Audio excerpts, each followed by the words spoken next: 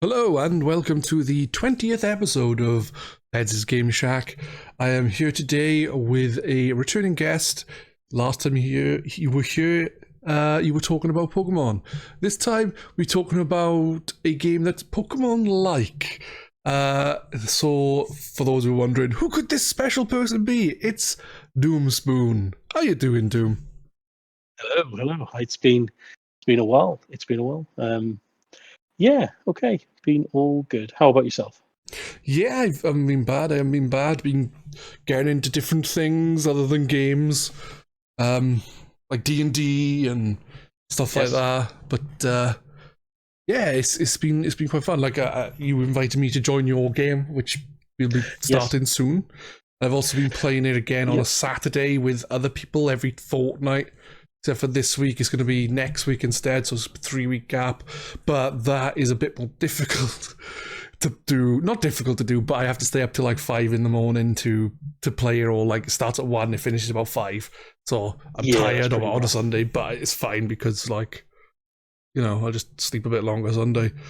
But you know, it's something I've always wanted to play, and until now never been able to because I don't have friends.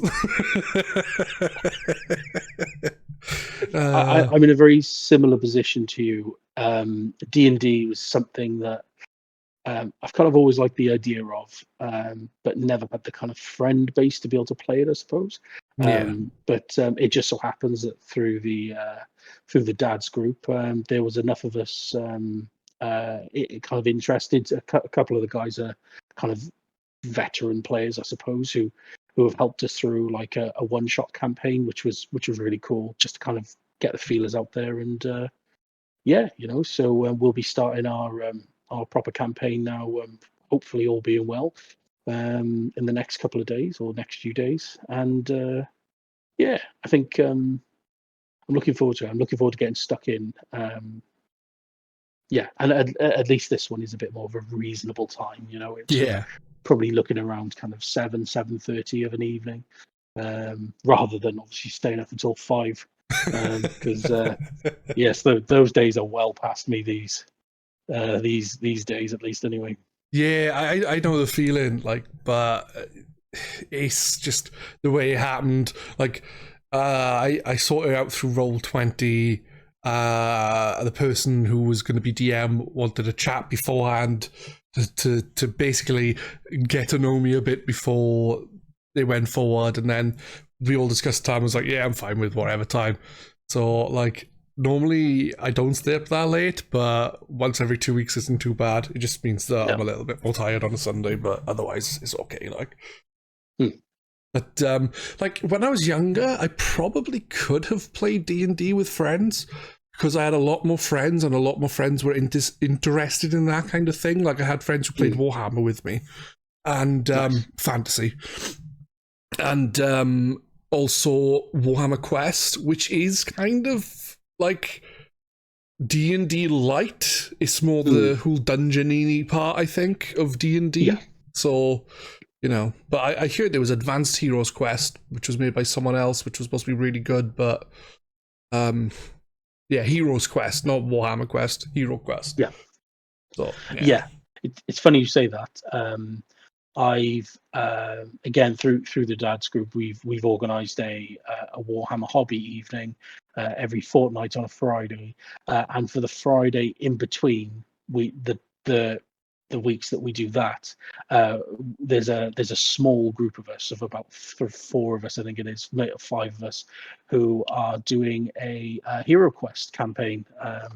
So we'll be starting as well. So I'm busy. So I've got Hero Quest, Warhammer, D&D, gaming, work, and family life to juggle these days. Not much. No, not at all. Hence why I said I can't do that. Late nights for me. I mean, we're recording this quite late, for me at least, quite late. So once I finish this, I'll be hopefully heading to bed. I'll definitely be heading to bed. I'll be jumping over there and just going straight to sleep. Well, I say that I'll probably put on a podcast to listen to to go up. So I like to listen to something as I'm going to sleep, but as soon as I start the doors, like as if I'm about to drop off, I'll pause it, because otherwise I'll have to try and work out where I was if I fall asleep, and that's annoying, and I'm lazy. But yeah, Hero Quest was really good. I remember back in the day. I'd like to get involved with that too. I'm only joking. How did you manage to play Hero Quest? And do you all meet up in person, or like Hero Quest and also Warhammer 40k? Generally speaking, do you meet up, or was it all done online somehow? We meet up. Yeah. We one of the guys has his place is big enough to host like a few of us, so we go there for the Warhammer hobby evening, and he also owns a copy of Hero Quest plus all the expansion packs. So That's cool. But does he own Advanced Hero Quest? Oh, I don't know. Because that's meant to be a lot more complex and better somehow. Oh, really? I don't know though. I've never played it myself. I've just heard someone say it. And by heard someone say, I read it on G-Arcade. They're on about it on there. Anyway. For those who are new listening, I like to say that we do 3 segments for the podcast, which is currently playing, top news, and we play together. Currently playing is us talking about games we currently playing. Top news is about news I deem worthy for the podcast, and there isn't on this time, so we're only doing 2 segments. And the third and final segment we play together is the game of the podcast, which we'll talk about later. So with that, Doom, what are you currently playing? So I've recently had a bit of a resurgence of a game that I've become quite famous for playing, I suppose, and that is Sea of Thieves. Yeah. So it was going to go one of 2 ways. It was either going to be Sea of Thieves or Stardew Valley, wasn't it? Let's be fair. Yeah. But yes, so recently, I say recently, probably the last 4 or 5 weeks, gotten back into it, and it's been really cool. I mean, you know, I played pretty much solidly for the first year of the game. Kind of got Pirate Legend in the first year, and yeah, kind of the game was very bare bones back then, but there was something really enjoyable about it. So to come back after, you know, I probably finished playing about 18 months into it, essentially.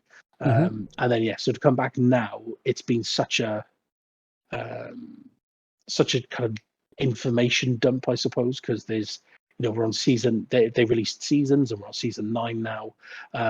You know, there's tons of like new commendations to go for. You can own your own ship, which your ship can then also earn commendations, and you can customize them now.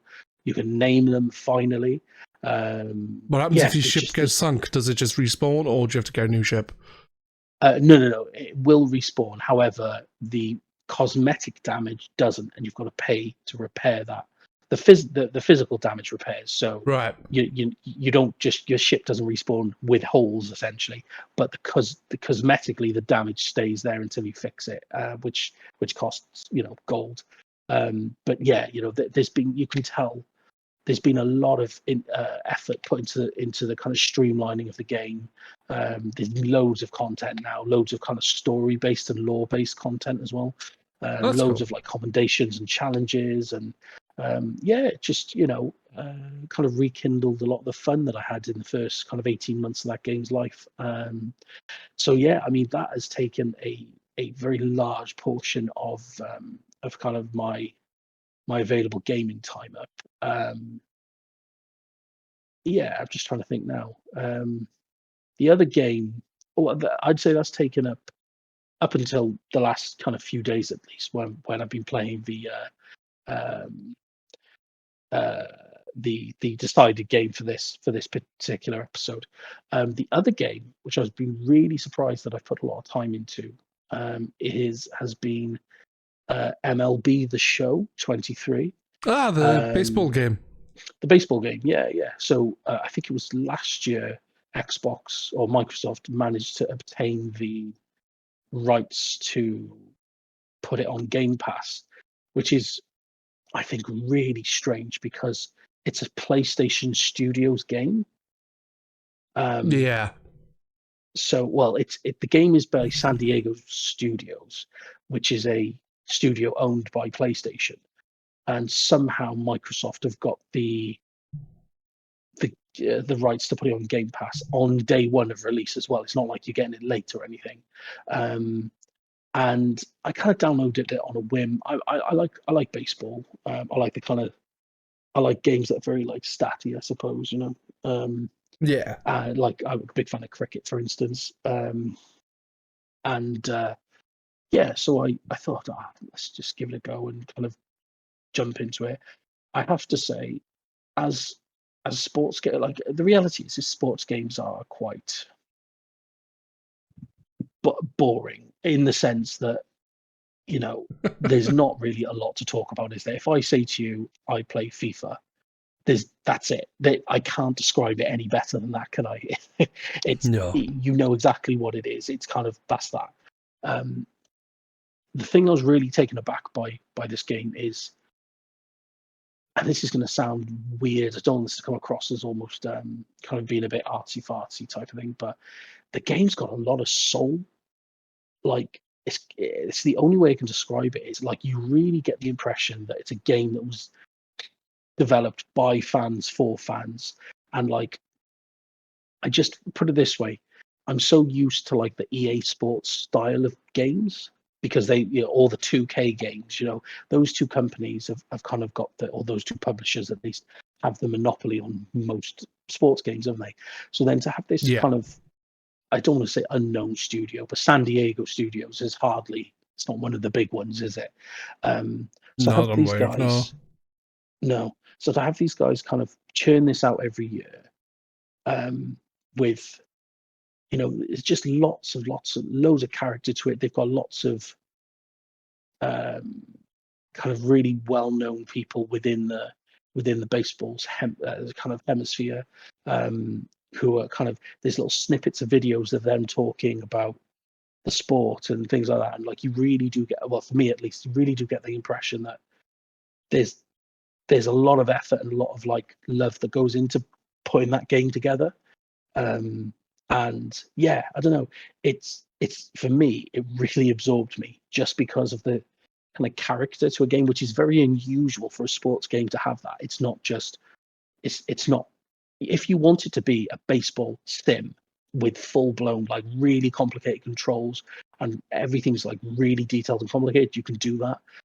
Nice. But if you want it to be a more arcadey experience where you can just sit back, you can relax and slam a load of home runs and represent the team, and and kind of take, there's like a career mode and everything where you can develop your baseball player from the minor leagues to the MLB and try and win the World Series. And I don't know, it's just, all I can say is, don't judge it as it sounds weird to not judge it as a sports game, but don't judge it as a sports game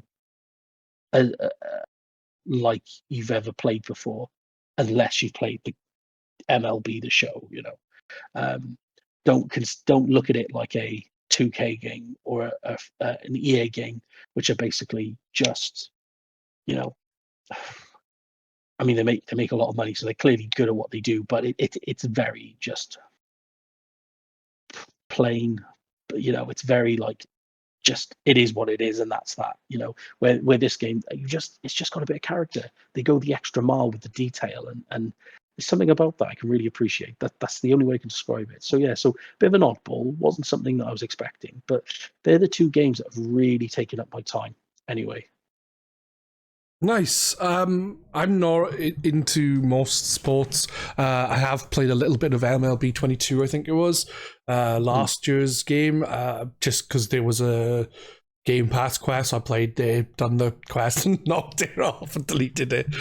So I didn't really give it much of a chance, but I don't think personally I would enjoy it, simply because it just doesn't seem to be for me. I just don't really enjoy that kind of thing. No. which is, fair enough. But obviously, Sea of Thieves, on the other hand, is a game I used to play quite regularly myself, and I was right into it. I didn't play it as much as yourself, but I played it a fair whack. And I played through a fair bit with Matt and Grum. But I think Matt ran out of Game Pass and Grum moved, and don't see him as much now because of that. I think he's busy with work and what have you. But yeah, I really enjoyed Sea of Thieves, and I would like to go back to it at some point, but I don't know. There's just so many games to play. There's not enough time in the day, unfortunately. Exactly. And I would like to give Sea of Thieves another try, but I don't know when that'll be. But I really enjoyed some of the things on there, and there was also some pretty fun glitches as well. There was this glitch I had where a Meg popped up and decided to push me and Matt's ship, just flying along in the sea at supersonic speed and shit like that, which never happened after that or before that one time. And another time when I got flung out of the side of the boat, kind of glitched, and I vibrated through the wood and landed in the sea. Stuff like that. And obviously that isn't the reason why I like the game. Glitches happen, especially in bigger games, but for the most part, that game didn't have many issues for me. No. I just generally thought it was quite fun. I did find earlier on it was kind of a bit because there wasn't much variety, but as they went on, they did start adding more and more things. And when they started adding the story stuff, some of the missions were really good, especially the one where you had the lantern and you had to work out what's gone on and things like that on one of the islands. I can't remember what the stories were called, but I really enjoyed them. Yeah. So, I can't remember what I was going to say now. So there you go. Was it what you've been playing? Yeah, I can talk about what I've been playing. I've been playing a fair few games. I've been playing Dead Island and Riptide with Cumberdanes on a Saturday evening. Oh, I assumed you were going to say Dead Island 2, so you've actually you've been kind of revisiting Riptide. Well, what it is basically is I played Dead Island way back when. But I got bored playing it. I was playing with my brother-in-law because we used to play a lot of co-op games, and I kind of got bored. And then me and Cumberdanes on a Saturday and a Wednesday do co-op stuff. We were doing 2 different games on a Wednesday and a Saturday, sorry. So Wednesday last game we were doing was Far Cry 5. Saturday we were doing Dead Island. Well, we finished Dead Island. And because I never finished it, I got bored before, so I gave her another chance because Cumberland said, he enjoyed it, and if I fancied it, to play through with him. So I was like, all right, then I'll give her another bash, which I did, and I enjoyed it. I don't like it as much as Dying Light, which is made by the same company. The first Dying Light, anyway, is made by the same people who did the first Dead Island and Dead Island Riptide, I believe. Okay. So I think they're very different styles of game.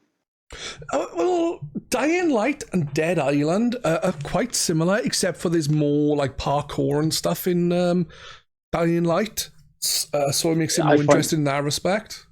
Yeah, Dying Light's much more, I suppose, kind of open and fun. Where, I mean, I can't speak for Dead Island 2. I'll get around to getting it. Yeah, actually, I don't know when I'll play Dead Island 2 or Dying Light 2, to be honest. So there's that. But like I said, we were playing 2 co-op games, but as we've been on Dead Island and Dead Island Riptide for a long time, and Far Cry 5, we just said, right, we'll jump onto Dead Island Riptide Wednesday and Saturday and just go from there. And I think the next game we're going to do is going to be and not Until Dawn, New Dawn, I think it's called, Far Cry New Dawn. And we're just going to do that Wednesday and Saturday. And then after that, I think we're going to jump into Halo 5. Nice. because we need to get to Halo Infinite at some point. by the time we get to it, because we were doing like Halo, Gears, then we did another. We like did different games, Outriders and stuff like that. And by the time we get to Infinite, I swear Halo Infinite 2 will be out. Probably. As long as you get there eventually. Yeah. We probably will. I tell you a game I was playing before, right? There's a game that came out recently that was called Evil West. I haven't played it. Okay.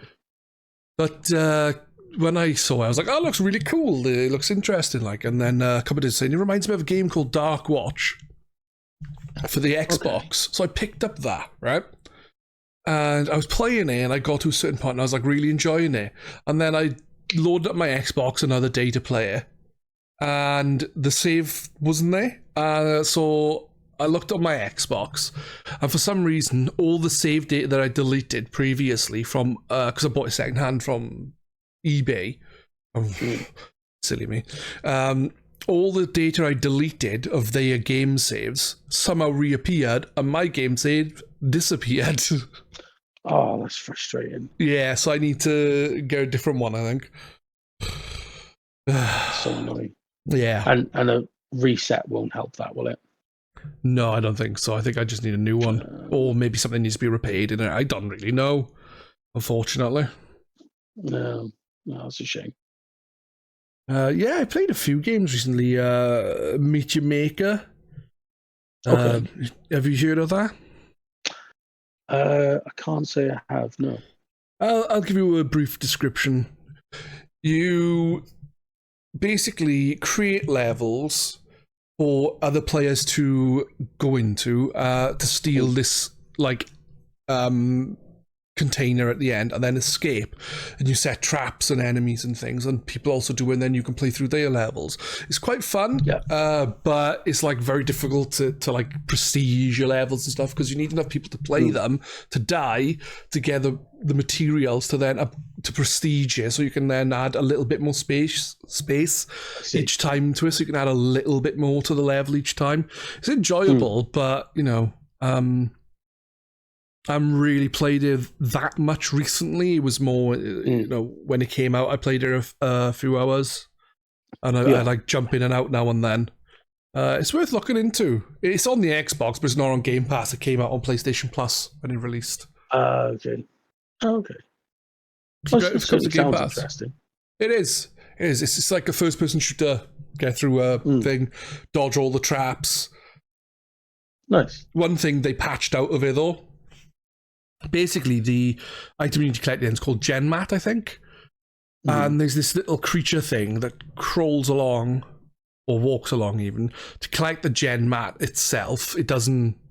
And then comes back to the entrance and deposits it, like as if it's like got a patrol. Well, if you go into like some people will make levels that look like mazes, so you have to work your way out. If you follow that, it'll take you to where you need to go. But what people were doing was put in a certain type of trap there that just constantly goes, where a lot of them are set off from your presence.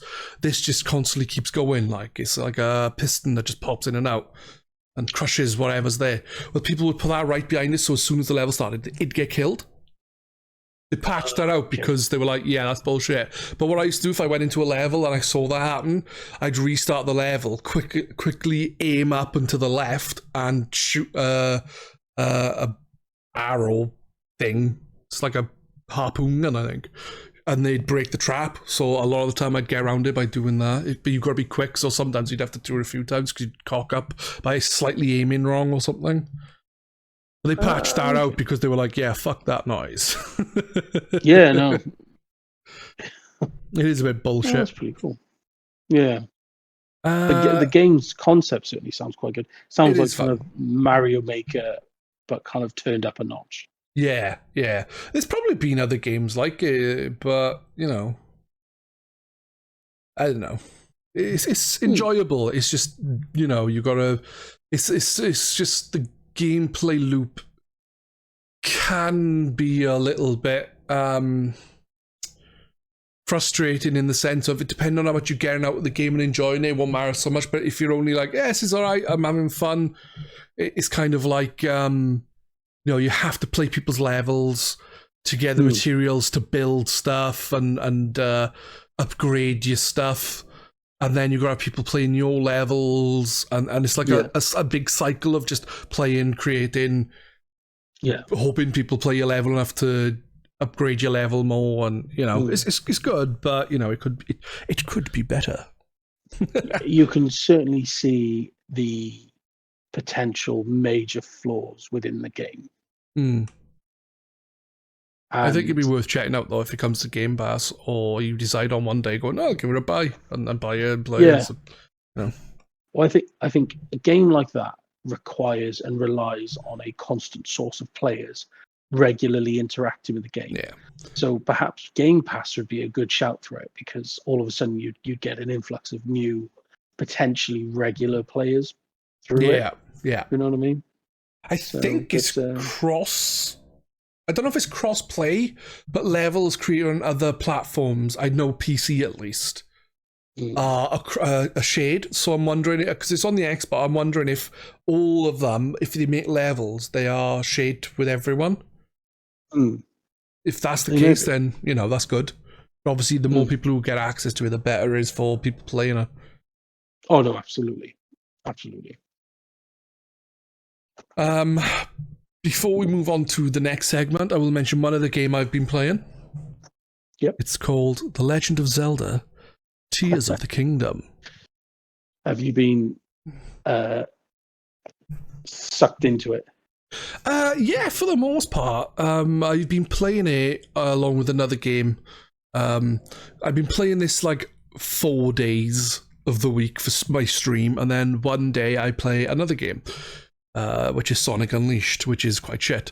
So, Tears of the Kingdom, I'm not going to say much on it because maybe I'll see if someone who's played it will want to talk about it a bit more in depth. I'm just saying I'm enjoying it.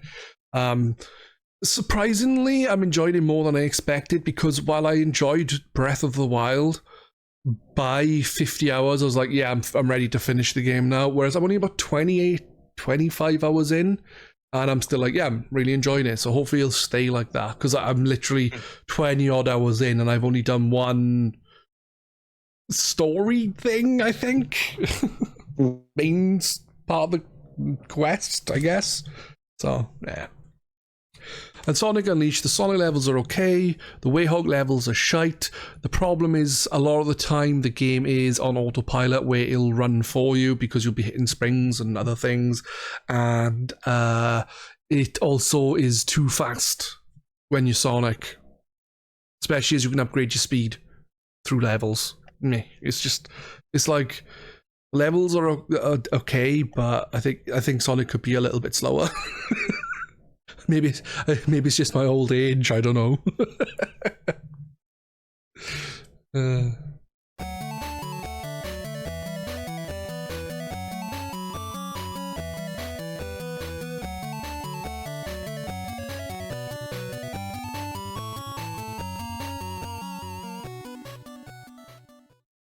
Anywho,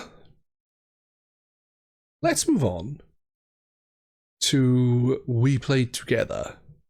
And the game we have been playing for this episode is called Cassette Beasts.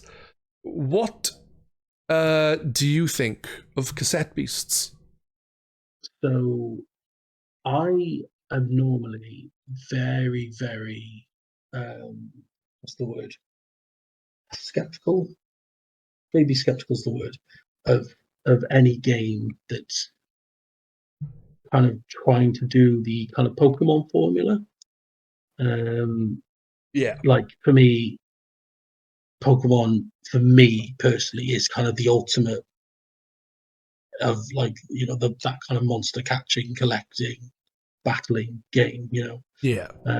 But that's probably down to the sheer nostalgia I have for the game and love that I have for the series, Yeah. So when this came along, I was willing to give it a go, because I'm always willing to give these things a go, especially, with it being on Game Pass as well. And I at first I had to kind of I had to force myself into it a little bit, Okay. because of those kind of preconceptions that I've got with Pokemon, I suppose. Um, but after about say an hour or so of kind of pushing myself into it, I actually really started enjoying it and kind of really getting it. I think this game's got such an awesome aesthetic. That kind of this very 80s, would you say? Yeah, I kind of get what you're saying about the aesthetic. Yeah, It kind of reminds me of like 90s games like SNES visuals and stuff. It's kind of yeah. got uh It's like it's that 2D HD type of style, isn't it? yeah, it's weird because there's like some of the bosses you come across have like very different art styles Yes. Yeah. to the rest of the game. It's kind Yeah. of like a nice juxtaposition.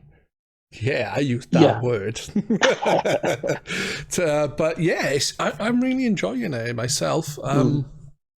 I played it quite a bit more than you. I think I put in about 20 hours. Oh, nice. I've put about well, just to put things into perspective, as I said, it took maybe an hour or so to kind of click, and I played it on Game Pass because it released on Game Pass yesterday, and I started to really enjoy it. So I got about 3 hours or so into it on Game Pass, Yeah, and then I thought to myself, no, you know what? This is a game that I'm definitely going to be playing kind of regularly from this point onwards. So I ended nice. up buying it on the Switch. So All right, shit. yeah, which is perhaps it sounds a little bit backwards because it's free on Game Pass. Why would I, and technically it runs better on, well, no, there's no technically about it. It definitely runs better on the Xbox. However, those types of games are ones that I play on the Switch. I Yeah. don't know if that makes any sense. I have No, a I certain, think you've said it before. Like that, some yeah, games you'll buy on the Switch because it means you can sit down and play it on the yeah, SETI and things like that. Whereas where your other half is like watching the TV or something, yeah. sit down. There So are certain games like a game like Sea of Thieves. I would not want to play that on a small screen. Like I need the real estate on that game. Whereas games like this, for instance, but any game where you don't necessarily need that kind of real estate, those 2D style games, or the more relaxing style of games, I'd rather have them on the Switch because of the versatility. Yeah, I suppose I almost associate certain games with certain consoles. So like I wouldn't buy a Call of Duty for the Switch, for instance. yeah, That would be a game I get on the Xbox. Yeah, so that has a part to play in it. But then I bought it for the Switch, and I have put in like a further like 4.5 hours. So I'm yeah, definitely up nice. to 7 or 8 hours. Yeah, I'm really enjoying it. I think the difference is this isn't actually technically a monster collecting game because you're not technically collecting any monsters. You are recording them. Yeah, You're not actually capturing them. You're recording a copy of them and then defeating them. yeah, So, and yeah, so I really like the aesthetic with the fact that the tape recorder is the kind of battle menu. I really like the fact that the moves are kind of known as stickers and they can be peeled off and applied to the other tapes because you're essentially putting the stickers on the tapes. yeah, Um, as I said, it's not really you're not really collecting, you're not capturing monsters. You're kind of recording a copy of them through these magical tapes, I suppose. I also wasn't expecting the story. Like, it's a really like abstract story, um, and yeah, it's certainly very ambitious with the fact that you're in a world that is kind of not really. It's kind of almost another dimension, I suppose, yeah, and there yeah. It seems to appears be to no be way that out way. of that. Yeah, and there seems to be no way out of this dimension. And yeah, it's all very, like I said, I'm about 7 hours in, and it's all lots of mystery at the moment, and I wasn't expecting that. I thought that was really cool, but the game feels. A lot of these games, this style of game, fall down when they go to expand. I suppose that's the beauty of Pokemon, is that it always feels like there's something. There's always like a Pokemon to catch, or there's always something to train, or it just feels kind of quite. I don't know what the word is. Don't want to say natural, but that's kind of the word I'm going to use, I suppose. And this game has definitely got that.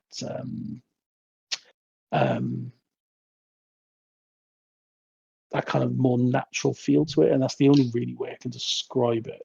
Yeah, I get what you're saying. I like I said, I put in about 20-ish hours, I think, and I've played it both on PC and on the Xbox, because when it came on the Xbox, I thought, I'll give it a try on there. And I think like the performance on the Xbox does have stuttering issues when I played it in comparison to the PC. If that makes sense, like it doesn't run as nicely on the Xbox Series X as it does on the PC. See, that's interesting, because I just assumed it would. It doesn't for me. No. And I haven't got like a top of the range PC or anything. My PC's about 8 years old, 7 years old, something like that. I'm not sure. But it runs better on your PC than it does the Xbox. Yeah, it's not constantly. It's like certain things, like after a transition or something. It'll stutter for a little bit, and then it's fine again for a while. Just what's really interesting about that. I've played it on the Series S, and it was buttery smooth. I didn't notice a single thing. So that's interesting. But yeah, I mean, I can't deny the fact that the Switch version is certainly the buggiest, I suppose, out of them all. They did release a day one patch to help with that. So the game, I think on initial release, before the patch, it would crash. The game would keep crashing. They fixed that, but there are lots of stutters within the game, and I am somebody who's very tolerant of these things, like extremely tolerant. It's very hard for a game to be so broken, I suppose, that I can't play it. I'm very if I like the game, I'm willing to forgive a lot. I'm very, very forgiving. But even there were a few occasions where it bugged me a bit.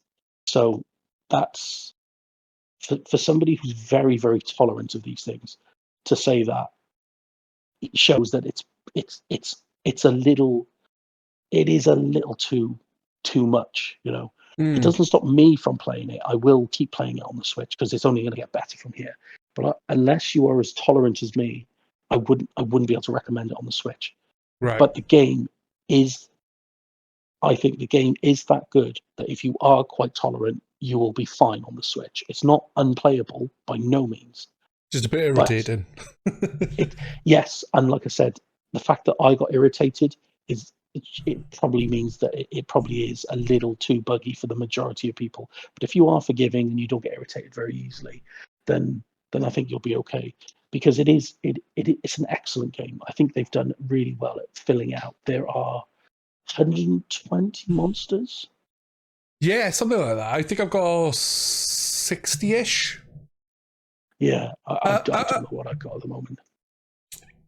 With the one thing that's interesting as well is sometimes it's worth catching two of the same monster. Yes, because they have evolution paths. Yes, some of them certainly do, don't they? They have that like the first monster you get given. Yeah. When it gets to a certain level, you can choose. It goes one of two ways, doesn't it? Which is pretty cool, I think. And there's some of them have a linear path. Yeah. There's a few that do that. Did you start with the sweet or the scary or spooky or whatever it was? I started with the sweet. Ah, you went the opposite way to me, man. Yeah, that's cool. Yeah, the one Yeah, the one I went for makes more sense as well because I'm Welsh and is. Do you want to know what it is? Is there a sheep in it somewhere? It's like a ghostly sheep. I fucked it to death. It's really cool. And I went for one line, and I was like, "This is pretty cool," and it is pretty cool. But my son also has been playing on his Xbox, and he also went for the scary option or spooky or whatever it was. But he went for the other path, and I was like, "Damn! I wish I'd gone that way now because that looks cool." Yeah, I've kind of done that a little bit. So on the Xbox, I went with Sweet on the Xbox as well, and then I chose one path when it leveled up, when it got to rank 5 or star 5. Yeah. So then when I started on the Switch again, I went Sweet again, but instead of going with that path, which I knew about, I went with the other one, and it's fine, but the other one was just better. So it's a bit like, oh, I wish I'd gone for that one now. And I wish I'd done it the other way round. Yeah, like I did consider resetting, but by the time I considered that, I'd already kind of moved on from that, and it would have meant having to redo. Yeah. And I was like, oh, you know what? It's fine. Like I don't mind the route that I took. That's absolutely fine. I'll go with that. But yeah, there's a big variety. There's a really big variety. One thing I'm confused about is the bestiary or whatever it's called, basically the Pokédex. There's a creature I got that I evolved or whatever it's called, upgraded or whatever they say there is on there. And in the bestiary, there was no option to choose from something, but it was like number, say, 66, and then the next one was 68 that I got when I evolved it. So there's question marks for 67, so I'm like, how do I get that then? Because that's just skipped a gap. Unless there's a certain way to do it, like chucking a frog at there or something. There's no frogs in the game that I'm aware of, but you know. Was that particular one that had a path to follow? Or did it have like just one evolution path? Or I just went, do you want to power her up? And I clicked yes, and then they went, oh, okay. And then just did it. So I'm like really confused as to why. So unless there's like some sort of specific thing you have to do, or I'm wrong and there was a different path and I just forgot. Yeah, that's really strange. But yeah, I even come across a special kind of one earlier. Have you got to the point where it mentions bootlegs? I haven't, but I do have a bootleg one anyway, because I don't know if the code is still active now, but the developer or the publisher, can't remember which one it was, put a tweet out saying, thank you for playing. If you go to one of the mailboxes and connect to the internet and type in the code launch day, it will give you a I missed bootleg. I missed it on the on the PC version, and I've probably missed it on the Xbox as well now. Damn it. Well, I did it yesterday, worked fine. Obviously, I did it this morning on the Switch, because it was this morning I picked it up on the Switch. I did it this morning on the Switch and it still worked. I might give it a try. I've got a bootleg, 2 bootlegs. One of them I just happened upon, and the second one I happened upon was like a crystal one, so it's all like sparkly and stuff. Cool. And it's different to any of the other bootlegs. Okay, that's pretty cool. Yeah, it was cool. I was like, yeah, that's a cool one. Can't remember what it was, Papa Cut or something, which I'll use after, because what I've been doing is I've been like getting them to rank 5, evolving them, and then looking at the bestiary to see if there's like a gap in there somewhere. It's like, yeah, that might evolve again, and then keep it in the party and try and do it again. Or if it isn't, I'll switch it out with something else to try and do it as many as I can. Yeah. Should I say what this game? I mean, if at first I thought, if you think about it, the more I think about it, actually, most people think of it as a Pokemon inspired game. I think Yeah. it's more of a Digimon inspired game. I've never played the Digimon games to know, but I think Pokemon-esque is just become a kind of catch-all term for monster in kind of games. But it doesn't really feel like Pokemon in any ways. Even like the battle system is completely different, and you can do more things in certain things. Like for example, you can poison a Pokemon, and then that's it. But in this, you can put a charge thing on it, so it's affected by electric, while also putting leech on it, which steals health, while also putting sleep and poison on it. So you put loads of and other debuffs and stuff like that. So you can do a lot more in that respect. Yeah, and it follows essentially. It follows the kind of the logic of chemistry, I suppose, because it's just got quite a logical. Like for instance, obviously you could say, like for instance, if you use a fire move on an ice monster, that monster will, I believe, it debuffs them. So it drops their defense, it drops things, but it turns them into a water type. Yeah. And all of a sudden, it could potentially do water damage, which can extinguish your fire type if you've got a fire type. So it's not as simple as just having weaknesses and super effective moves. It's a case of you might hit something with a type advantage, but then something happens to that particular monster, which turns the tables on you. Yeah. So you got to be careful. Another one that I really like is the poison one. If you use a metal monster and it gets hit by a poison attack, it then tips. It essentially tips your metal with poison because poison's not actively affected by metal.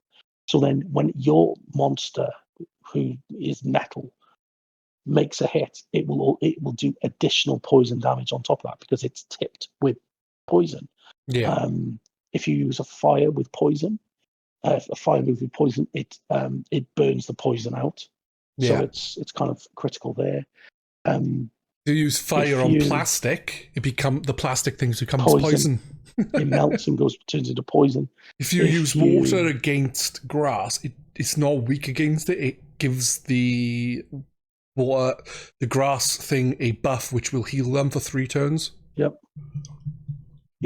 If you hit a wind type with fire, it gives them a buff, and it also provides a wall, a fire, an air elemental wall to protect them. So, and this is where a lot of these games fall down. Hitting plastic against electric means that they get debuffed, so that like the attacks are weaker or something like that. I'm not sure exactly what happens, but there's another one which is the other way around, where you hit electric with a certain type, it gets multi-target for 3 rounds. So if you attack one thing, the same attack will hit everyone on the opposite team. Yeah. I also noticed with my one thing I was doing sometimes when I was like in a bit of trouble in fights, with my starting Cassette Beast, I would hit myself with my weakest attack, and it would then, because it's an astral type attack against my astral monster, it would give me an AP buff. AP is action points. Yeah. So it means that I'm getting extra AP, and it means that I can stick up an elemental wall, it'll lose some more health, and then because of the AP buff, I'll be able to use Nurse, which can then heal me. Okay. Oh, that's really cool. Yeah, like this is like I was saying. This is where Pokemon style games, monster collecting games, can really, really heavily fall down, and that's when they're trying to reinvent the wheel, because everyone knows how Pokemon works. Yeah. The reason why it's so successful is how simple it is. you know, and arguably this system that Cassette Beasts use is more complicated. Yeah. It definitely is more complicated, but it is not complicated in a way that doesn't make sense. And I think there are a lot of games like this which try to put their own spin on it, but they try too hard, and they try too hard to reinvent that wheel, and they just create something that becomes, honestly, it's just a mess really at this point. Whereas this game with Cassette Beasts, I think they've really thought about it, and yes, it's more complicated, but they've based it on logic. And because they've based it on logic, you just kind of understand, and you could make pretty good educated guesses, even if you've never tried something before. You've got an educated guess how it's probably going to work. Yeah. And more often than not, you could be right. So yeah, I think they've really done their homework there, and that's something that's really appealing with that game as a result. Yeah, I agree with you, man. I'm really enjoying it. I'm a fair way through it now. I think I'm like halfway, maybe, of just doing the main objective that you get at the start. But I'm also like doing certain things with certain people. To like Eugene, I'm specifically gonna do the side quests that you can do. It doesn't say you need to do it with him or anything, but I'm gonna go with Eugene to do it because it was what I started the quest with, who I started the quest with, and things like that. So yeah, that's pretty cool. And the game feels like if you want to blast through the story, you probably could in about 20 hours, I'd imagine. Yeah, I think it could be quite short if you just went boom, I'm going straight down the story. Yeah, but if you kind of take the time to explore the world, pick up the rumors within the town, pick up the side quests, and have a look around and explore a little bit and do a bit. The game, the game can be probably 40-50 hour game, maybe more. Yeah, I reckon so. Yeah. So no, I came in a bit skeptical. I was never going to dismiss it before I tried it, but like I said, Pokemon is very, very close to my heart. So it always takes a lot, for me to look past that. I was able to look past it on this occasion, and I just think the fundamentals of a monster collecting game, they've got right. Yeah, and that's the difference. Is the fundamental bits of it they've nailed. On top of that, they've got a really awesome aesthetic to the game. That 80s, 90s style, the cassettes, everything about that. That's awesome. That's amazing. The art style is great. It's like that 2D HD thing. I really, really like it. I think it's really cool. I don't think there's like a co-op or an online bit of this game yet. There is co-op, but it's local only, that I'm aware of. I don't think there's online, so you can play it with two people on the same console. Yeah, but so maybe and I think DLC is going to be a thing. I think there will be DLC for this game. Yeah, and if they ever do a sequel to it, though, hopefully they I don't know how it's going to end. It might never be able to do a sequel because maybe the place blows up. Who knows? Yeah. I don't know. But there you go.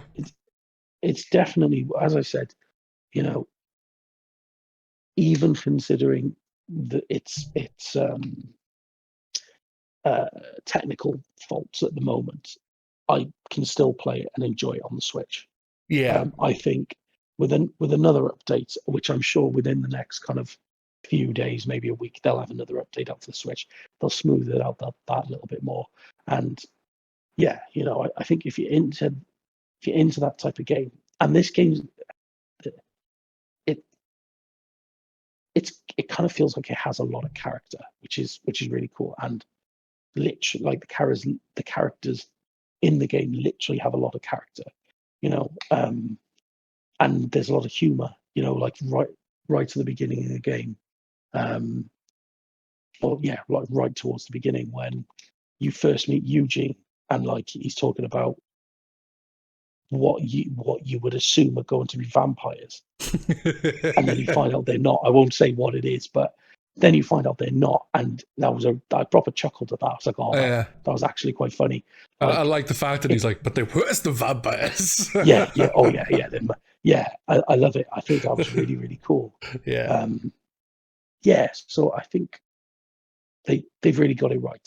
They did the fundamentals correctly, and then on top of that, they've got a great aesthetic. Like I said, for me, the only downfall, as you can say, we haven't even talked about the fact that there's like this fusion thing as well.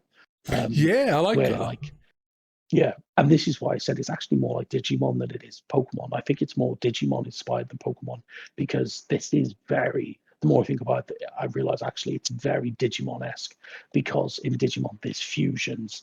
They don't turn into the specific monsters, but there are fusions, and the progression of like evolutions, they're not technically evolving, are they? Where with Pokemon there's usually a logical kind of progression with the way that these guys, although that like the way these guys kind of advance, you can kind of see the lineage, but there's less kind of sense to be made. It's each monster is an individual, even once it's evolved or remastered or whatever they call. I think they're called remastered. Yeah. And yeah, so actually it has probably more in common with Digimon, and there's nothing wrong with that at all. I think that's really cool. But yeah, I just think I think the only downside to the game is probably the performance, and it's not it's not horrendous, it's not game breaking in my opinion, but yeah, I think you do have to be, somewhat patient with it, especially on the Switch. Yeah, I would agree. Well, I would agree with from what you've said, but I've like really enjoyed my time with it. I've thought the game is actually very good. The fusion thing, as you mentioned, some of the fusions I've seen have been pretty amazing. In all honesty, like some of them are really fucking daft, but in a good way.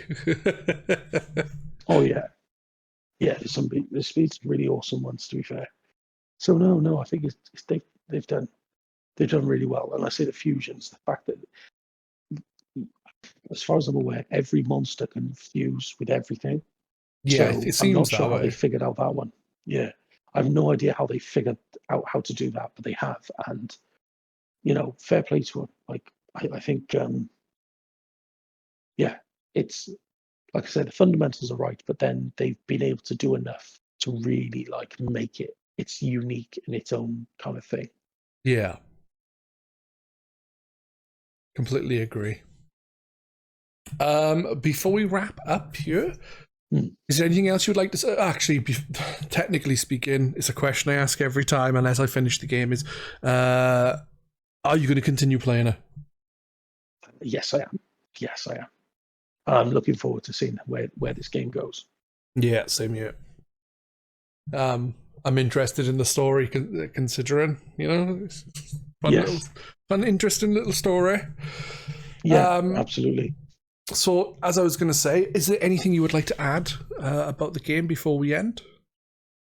No, I think I covered it all. Just I think, put it this way: if you've got Game Pass for PC or Xbox, it's a no-brainer. Go and try it.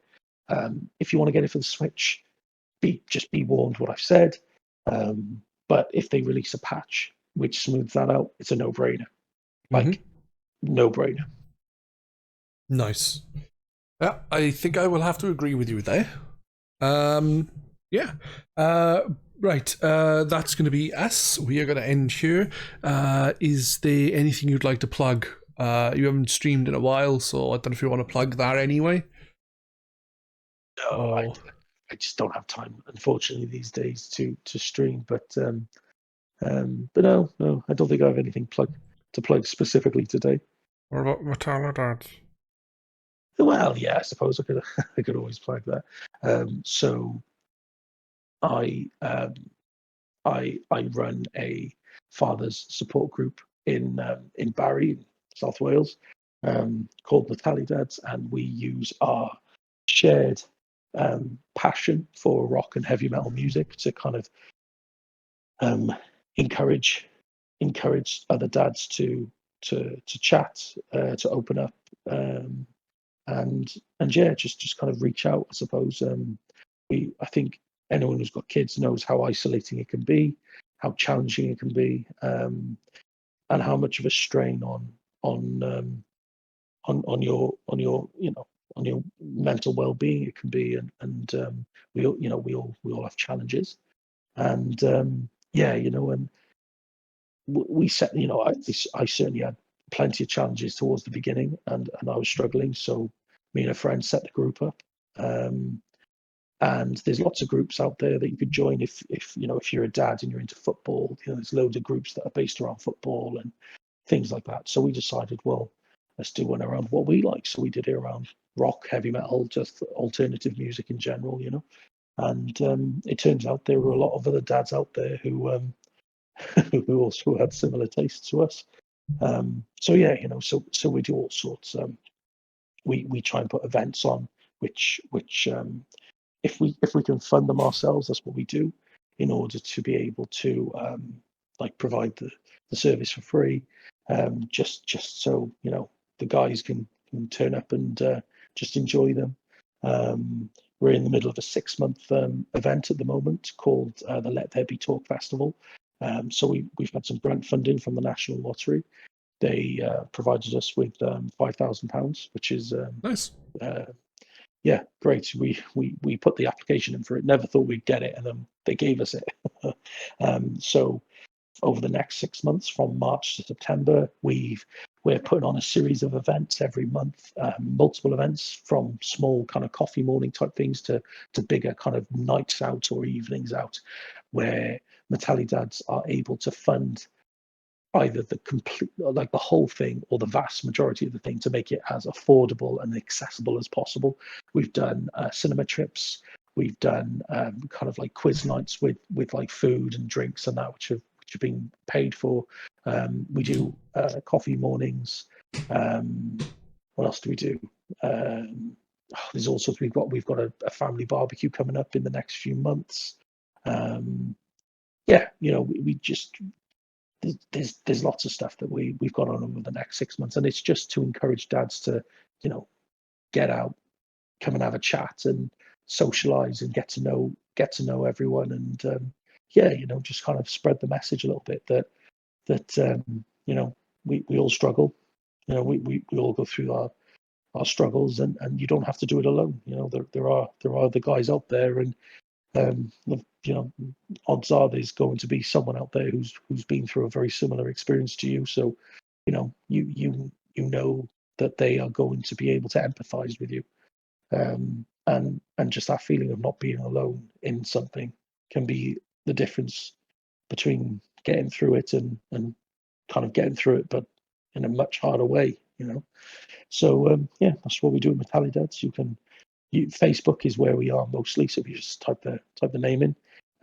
But we're also on Twitter and Instagram. But Facebook it's where it's at. We have a private group which is for dads only, which you can apply to join, and yeah, take it from there.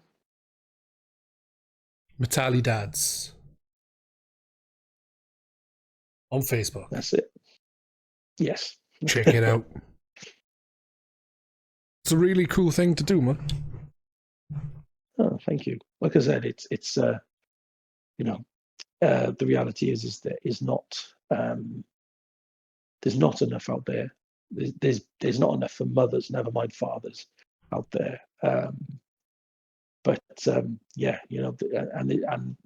and anything to do with mental health is so heavily underfunded.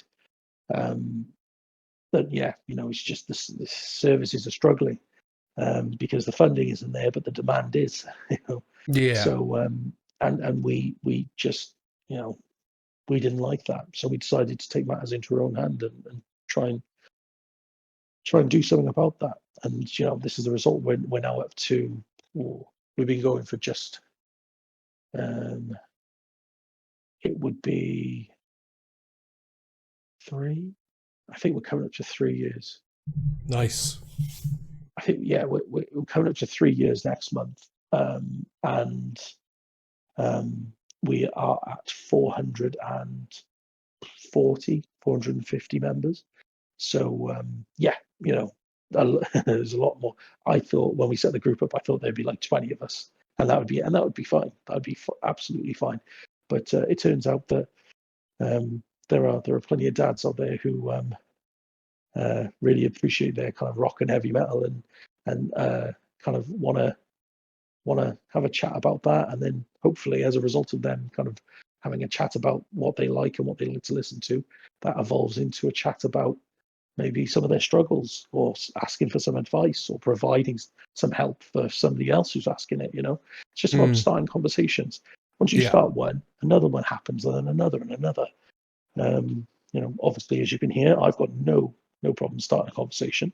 But there are a lot of people that do have that trouble, and we're trying to give them a head start by giving them a subject. Obviously, we talk about a lot more than just music. Film, TV comes up a lot as well. Games, Warhammer, D&D.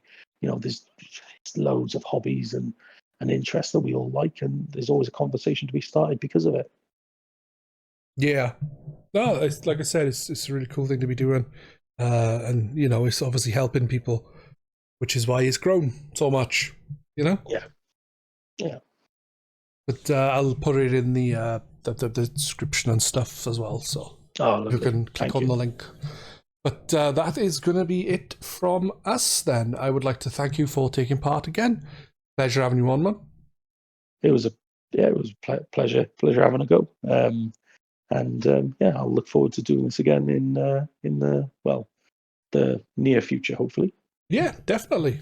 So that is going to be it then. I would like to say thank you everyone who is listening, and we will be back in 2 weeks, hopefully. Bye-bye.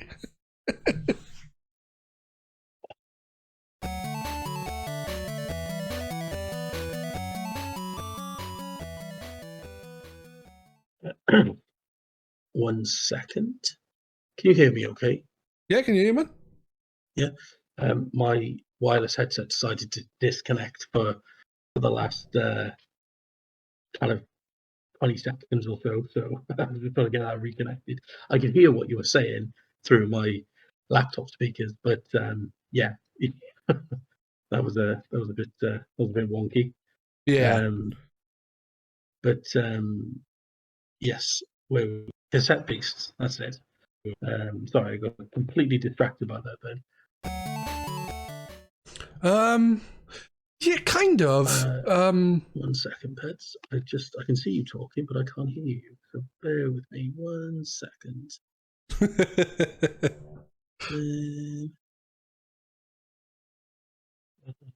I can hear you. Could you hear anything I said for the last? Yeah, you heard everything you said, man. Yep, that's okay then. Hello? Ooh. You vanished. Hello? Hello, I can hear you again now. Oh, I don't know what's going on. I literally have no idea. So I do apologise. That's no problem, man. My headset's just, having a bit of a mare at the moment, and I have no idea why. So I am sorry about that. It's all right. It's all good, man. The last thing you said is you really like the aesthetic, and I think. Okay. I have a think. Where does that go from?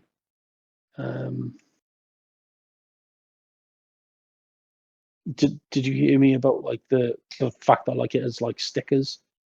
I didn't know. No. Okay, I'll go from there then.